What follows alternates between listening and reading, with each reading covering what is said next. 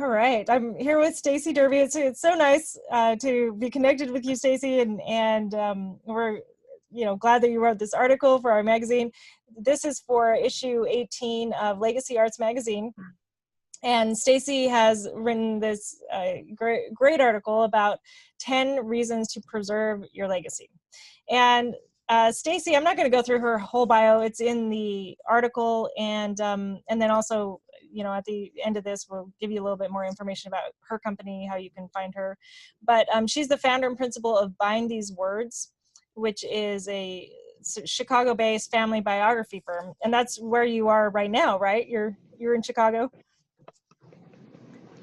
So she's in Chicago in the cold, and I'm in Point Loma in the less cold, but it's great to be talking with you. And Stacy, tell me a little bit about how you got involved in the work that you're doing.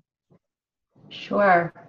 So I actually come from a finance background. I grew up in the world of hedge funds, and it was a bit serendipitous that I fell into this work. A very long story short, the 20th anniversary of my grandmother's death was approaching, and my maternal grandparents are Holocaust survivors. It was kind of this moment of recognition that my mom was the last living person that had my grandparents' firsthand stories of surviving the war and coming to the States. And somewhat on a whim, I decided to interview her. We spent some time together, and I published this book just for my family. And it was a light bulb moment. I have a very small family, and seeing the impact of how it engaged our family in conversations and how it changed the way we were relating and talking about my grandparents. And it was that light bulb moment to say, if my family needs this, every family needs this. And the business has evolved, but that's really where it started. Wow. So that's incredible. So with the business, what do you specifically focus on?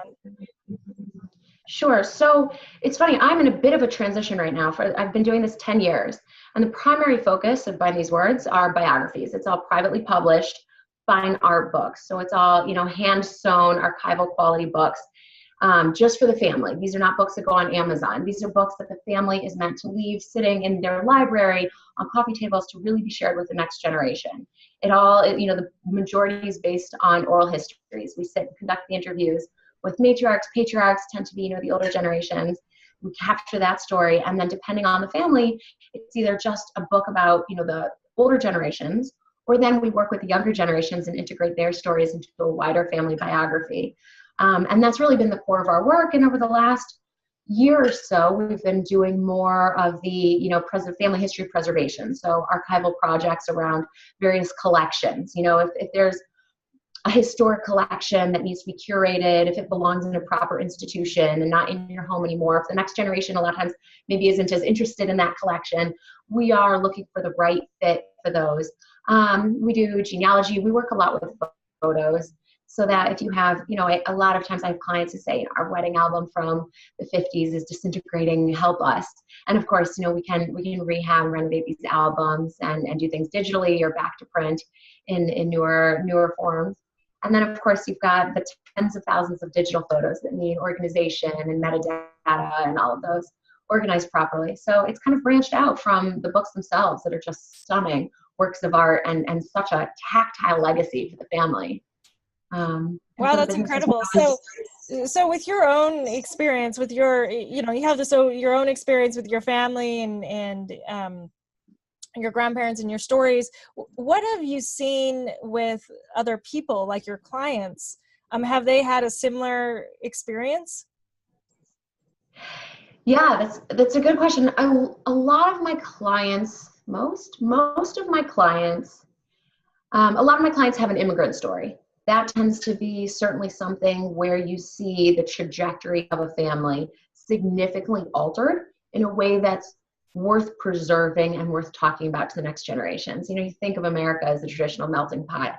And as we've all come here with these stories and these backgrounds and our own cultures, ethnically, nationally, I think a lot of people have that recognition that it's worth preserving and worth educating the next generation in that foundation of what we've created, so as not to lose the positive parts of those identities and to build that into who our next gen, who they are today in their all-Americanness, right? So that tends to be a big theme, certainly.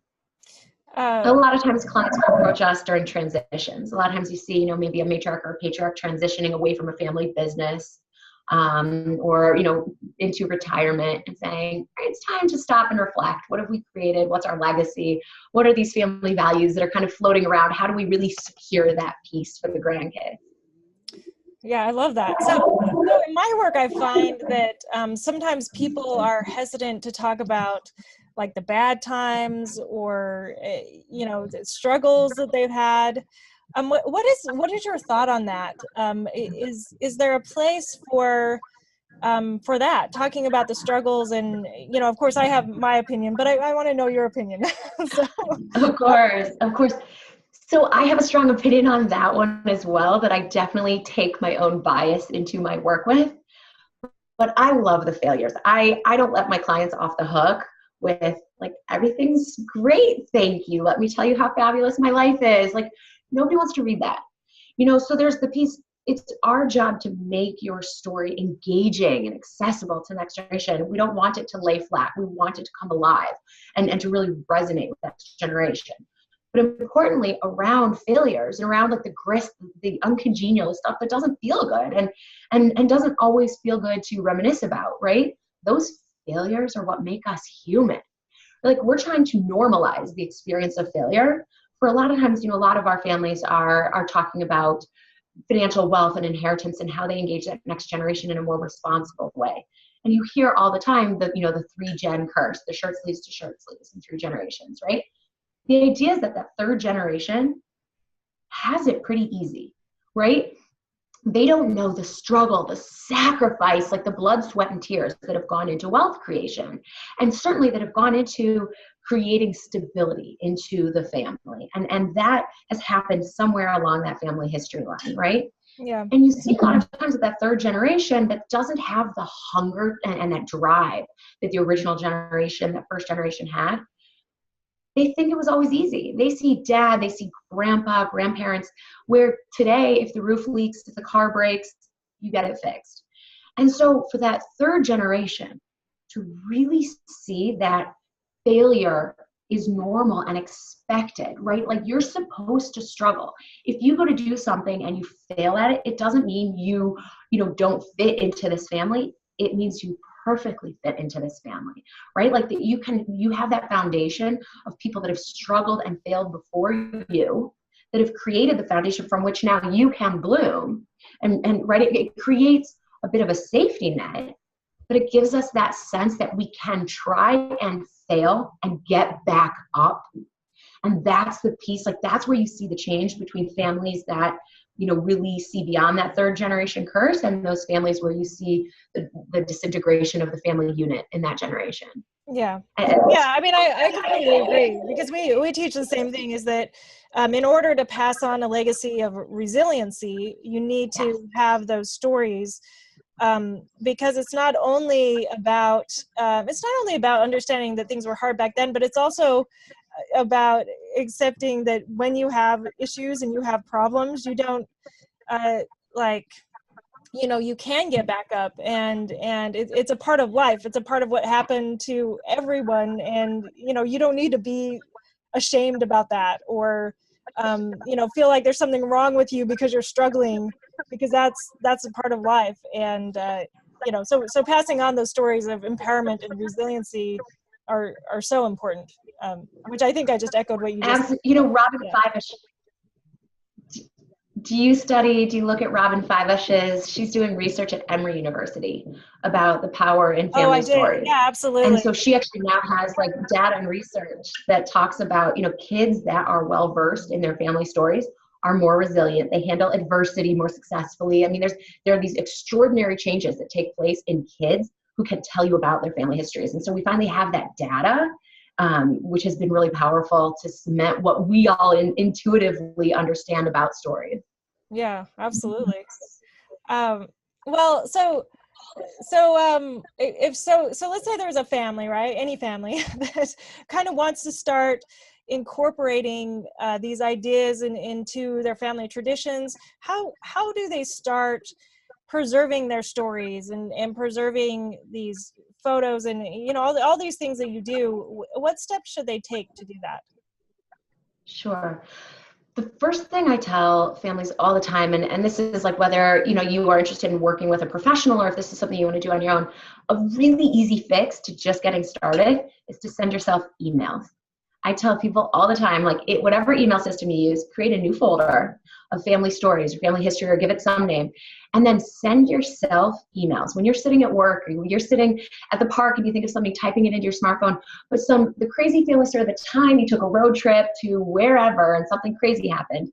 Send yourself those stories. You can write it stream of consciousness. It doesn't have to be fancy. It doesn't have to be well written. You don't have to have every detail accurate, but just capture the essence of the story and send it to yourself. If you do that over the course of 12 months, 24 months, one day you're going to go to that folder and you're going to have a robust set of vignettes that will capture an extraordinary number of those random stories that build up our experience, right? That really capture the essence. And then, if you do something formal with it, great. If you work with a professional in the field to do something with it, great. But you have those stories. And so that's, a very actionable item of what people can do. Stepping back in a bigger picture of what can you do, the most important part of all of this is communication, right? That intergenerational communication is the most important thing, and even engaging in conversations like you and I are having. And if a single family member engages thoughtfully, mindfully around this topic, it automatically changes the way the family starts to engage, right? When you take time to reflect, like, okay, we're this unit, maybe it's a group of siblings. We're this unit, we share the same parents, we share the same grandparents. What's this experience that we're having? And when you start thinking about intergenerational connectivity in that way, it alters the conversations you're having over dinners and holidays.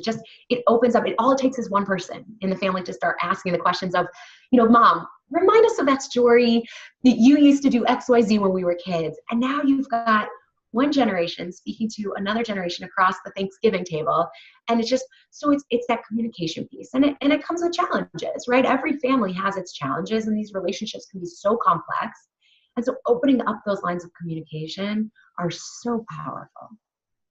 Yeah, I love that. And it's something, those conversations or the art of conversation is being lost. And so I think having those conversations are so important. And I love the email tip because it's so easy and it's something that you can do now. And I think, I tell people that a lot of the times you need to do it now because it's so easy to forget the little details of a story. It's so easy to forget how you were feeling when you went through something.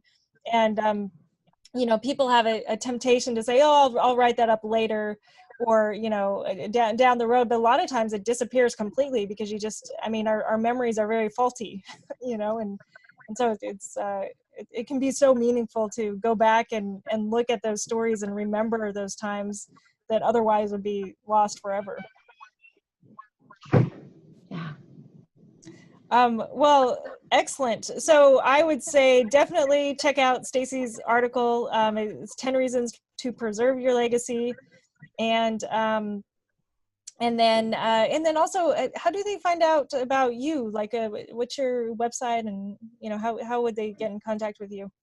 Sure. So the company name is Bind These Words, like a book. Bind These Words. It's an Old Testament reference.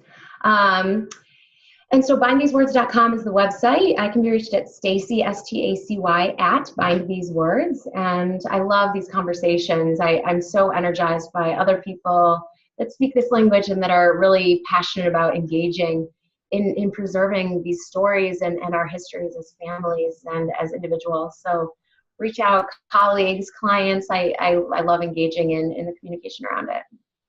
Well, good. Well, it's we're so honored to have you as a writer for this issue of the magazine, and to be connected. It's just a pleasure having this conversation with you. You have a light about you, so it's great. Anyway, thank you so much. It is such an honor to chat with you. You're doing such amazing work. It's just the way you capture the emotion and the importance around this. Legacy Arts Magazine is phenomenal. You're doing a phenomenal job. Well, thank you so much. That means a ton. Well, good. Well, thank you. And make sure, look up Stacy's website, check out the article, and I hope you keep warm in Chicago. Working on it. We're nearly there. It's mid-March. We got to be on our way up. Right. You hope, right? You can only hope. Can't get worse. Exactly. Well, good. Well, thanks, Stacy. Thank you so much, Laura. It's been a pleasure. Thank you. If you're interested in passing your non-financial assets like your wisdom, your values, and your beliefs to your family and leaving a great impact on the world, make sure to grab a free subscription to our online magazine. Go to legacyartsmagazine.com and you'll see it there. In every issue, we interview fascinating people about their legacies, from Fortune 500 CEOs to artists to philanthropic leaders to best-selling authors. We also offer tips, guidance, and strategies for developing an excellent legacy of your own.